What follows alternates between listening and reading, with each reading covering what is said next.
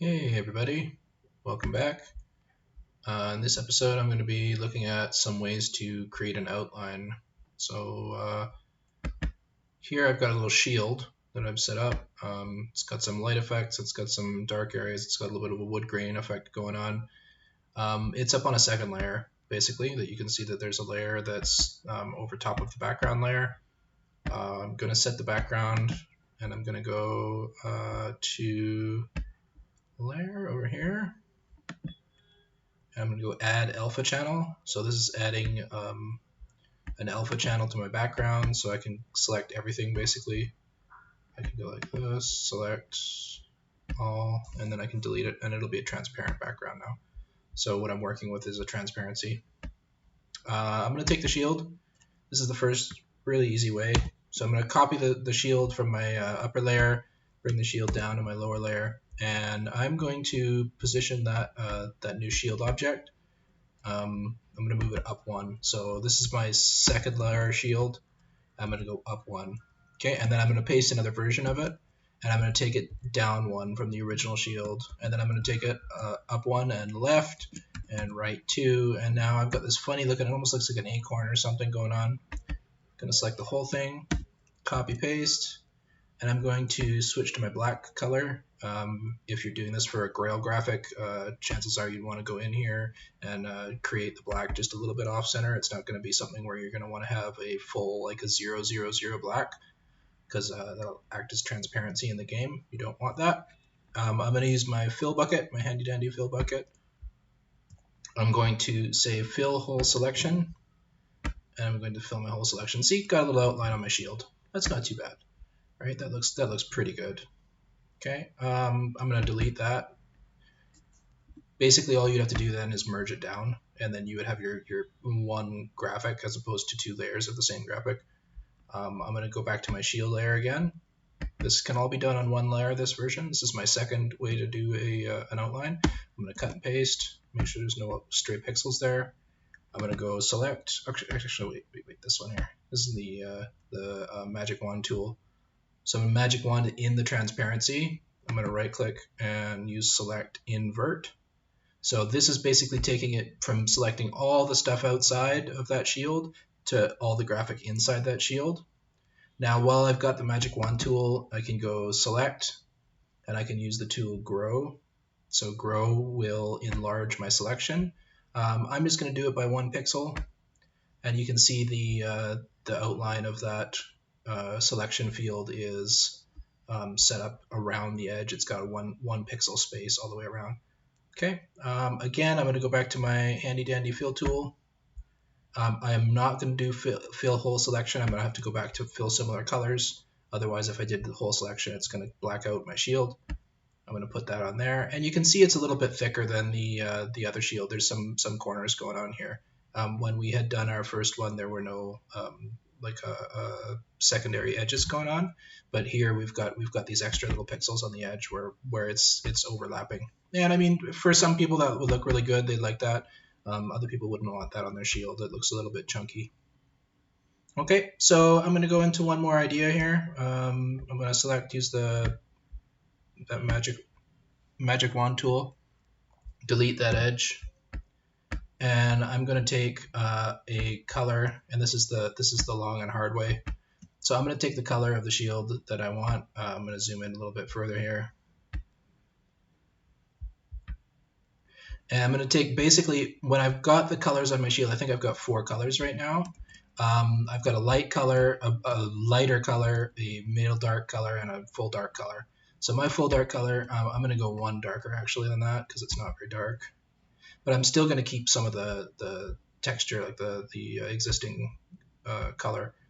And I'm going to go down here, and all the areas where I've got that darker color, I'm going to just outline them, just 1 pixel depth. And then when I get up to the edge here, I'm going to take my dark color because I'm coming into the less dark color here, go around the edge, and then I'm going to take my lighter color here. I'm going to do 2 up. And then when I get up to the top edge, I'm going to actually take the full light color and go around. And this will give it a little bit more 3D effect. It'll give it more of a shine at the top, a little bit of shadow at the bottom. That could probably be touched up a little bit better too. I think I can probably get away with. Let's use this one here and here, here and here. I think I might even erase this top layer here, this bit here. No.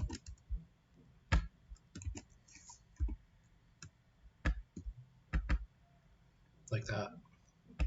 So that last way, when you're doing a larger graphic or an object that's, you know, something that's going to be a lot more detailed, obviously you're not going to want to go pixel by pixel. On a small graphic like this, you can get away with it. Again, using your colors that exist already in your graphic, you can kind of fudge it and make it look like it's actually got a darker outline. Another way you could approach that would be to use the darker shades all around, like this. Doesn't take too long on a small little shield to go full around and do the whole thing. And we do still have that kind of layer of that light, except for it's just got a darker background on the outline. So another question which could be answered here, is it better to do a dark shield or a dark outline, a dark shield or a light shield? Dark outline or a light outline? So another point that you could make is that if you have a light outline on your shield, you could go around with a lighter effect or a lighter color, and that is going to give it a certain appearance. So basically what you would be thinking about here is if you had a dark background. So in a minute here, I'm going to change the background color. We'll go to background. I'm going to give it a dark color. We'll go to black. Use my handy dandy fill tool, and you can see that it stands out a lot more on the dark background when you have the light outline. I'm going to now go back up to my first layer. I'm going to go select my color,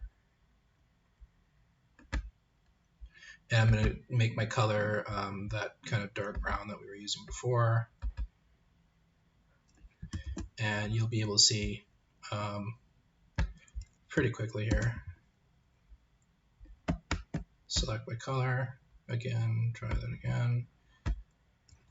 Now I'll use my fill bucket, and it doesn't stand out as much. In fact, that color kind of sucks into the background a little bit. Deselect so you can get a better look. It doesn't really stand out the same way as when you have the light effect. Oh, the light one works better on the dark background. And then if you switch it back to a light background, like so if I go here and I switch to white, there we go, switch it to white. Now that light background doesn't really make sense, right? It just bleeds into the background. The outline on it is just not as effective as if it was a dark background. So you have to think about what your target background is, like what is your graphic going to be shown over top of, and what it's going to be, you know, better to use the light outline or the dark outline. Okay, so I hope that gives you some idea. I'm going to just quickly shoot this back to a dark so you can see what I mean. Color, handy dandy fill tool, and that looks like it stands out really well now. Okay, so you can see that you've got light background, you want to use a dark outline. A dark background, you want to use a light outline, and there's 3 different ways of setting up your outlines in your graphic. All right, thanks for watching. I'll see you guys next time.